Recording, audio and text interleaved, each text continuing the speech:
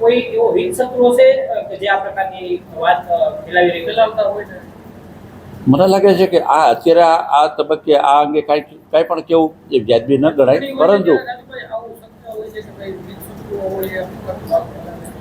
અત્યારના તબક્કે એક વાત આપ જ્યારે મને વાત કરો છો ત્યારે હું 100% પાર્ટીના મોવડીઓને ધ્યાનમાં મૂકીશ કે આ અંગે પણ અમે બધા વિચારીએ, તપાસ પણ કરીએ કે ભાઈ આ આવી વાત કોના દ્વારા કરવામાં આવી, ફેલાવવામાં આવી. પરંતુ હું એવું માનું છું કે ક્યાંક કોઈ ગેરસમજણ એવી થઈ છે કે મીડિયાનો જે મુખ્ય પ્રવેશ દ્વાર હતું એ પ્રવેશ દ્વારને બદલે અલગ જગ્યા દેખાડવામાં આવી કે જે અલગ જગ્યા અમારે એન્ટ્રી એક જ જગ્યાએ છે, એન્ટ્રી અને એક્ઝિટ એન્ટ્રી એક જ જગ્યાએ જે મેઇન એન્ટ્રી છે.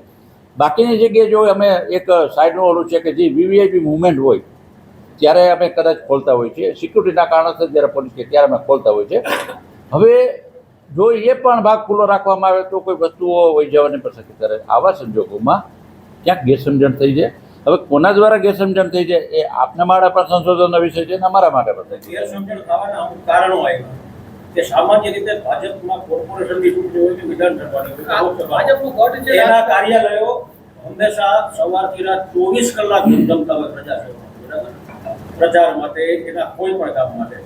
હવે એન્ટ્રીની વાત તો અલગ રહી, હાલો સારું છે કે નહીં, પણ 5 વાહન છે એ મીડિયાના જ દેખાણા, એટલે આ ગેરસમજણને વધુ બળ મળ્યું. એના માટે શું થયું? બલરામભાઈ, ભારતીય જનતા પક્ષનું મુખ્ય કાર્યાલય શીતલ પાર્કમાં આવેલું કમલમ છે, જે રાઉન્ડ ધ ક્લોક ખુલ્લું હોય છે.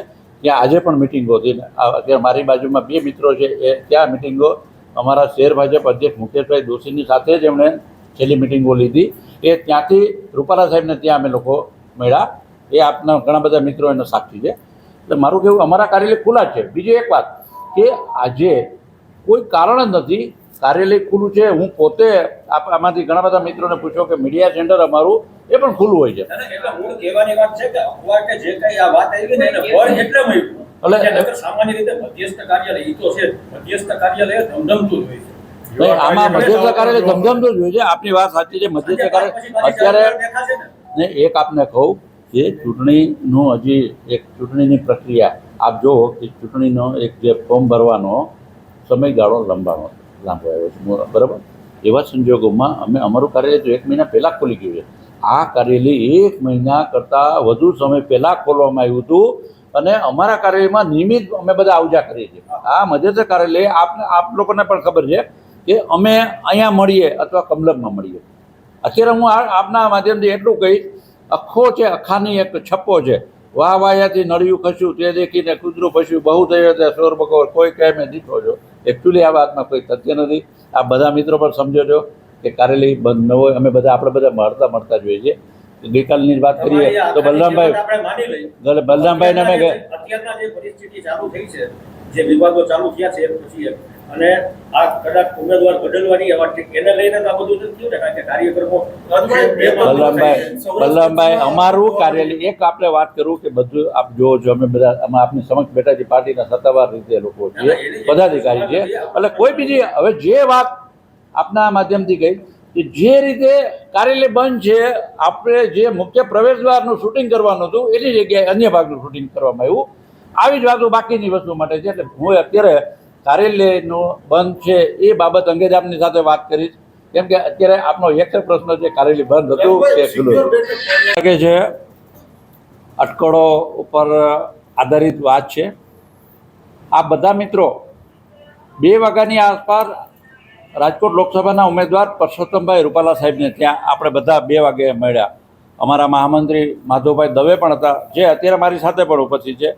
અમારા કોષાધ્યક્ષ મયુરભાઈ શાહ પણ હતા, હું પણ હતો, દર્શનભાઈ હતા. આ બધા લોકો અમે કાર્યાલય હતા, કાર્યાલયથી ત્યાં રૂપાલા સાહેબને ત્યાં આવ્યા.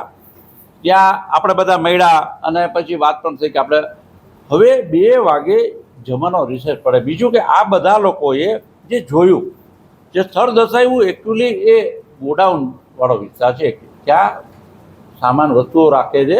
ભાજપની એન્ટ્રી આપને બધાને ખબર છે કે મેઇન એન્ટ્રી આગળના ભાગથી પાણીના ટાંકાની બાજુથી મેઇન એન્ટ્રી છે, ત્યાંથી જ અમે બધા આવજા કરે. આપ બધા પણ ત્યાંથી આવો છો. એટલે આજે કદાચ કોઈ મિત્રની સરસ ચૂકને કારણે અલગ વિભાગ જ દેખાડ્યો અને 2 થી 3 વાગ્યા સુધી એક જમવાનો વિરામ પણ હોય છે. અંદરના કાર્યકર્તાઓ તો ઉપસ્થિત હતા જ, પણ બાકીના લોકો આપણે બધા થોડાક મિત્રોના મને ફોન આવ્યા, બાકીના મિત્રોને તો આજે પરસોત્તમભાઈ રૂપાલા સાહેબ ત્યાં મીડિયા એકત્રિત થયું હતું, તો હું ને માધવભાઈના મિત્રો અમે લોકો ત્યાં આવ્યા. ત્યાં આપણે બધા સાથે મળ્યા 2:30 વાગ્યા સુધી ત્યાં હતા. ત્યાર પછી પાર્ટીના લોકો તો અહીંયા હતા જ. એટલે કાર્યાલય બંધ હોવાની કોઈ વાતમાં તથ્ય નથી. કાર્યાલય બંધ નહોતું. કાર્યાલયની અંદર અમારા ચેતનભાઈ અને શક્તિવેલભાઈ એ હંમેશા ઉપસ્થિત જ હોય છે.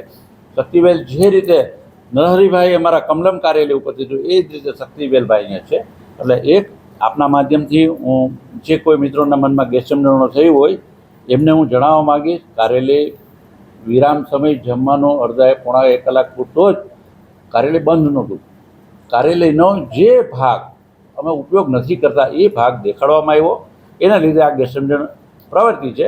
અને મને લાગે છે કે આ બધા મિત્રો મારી સાથે સમજો ને આપણે આ ગેરસમજણને દૂર કરીએ.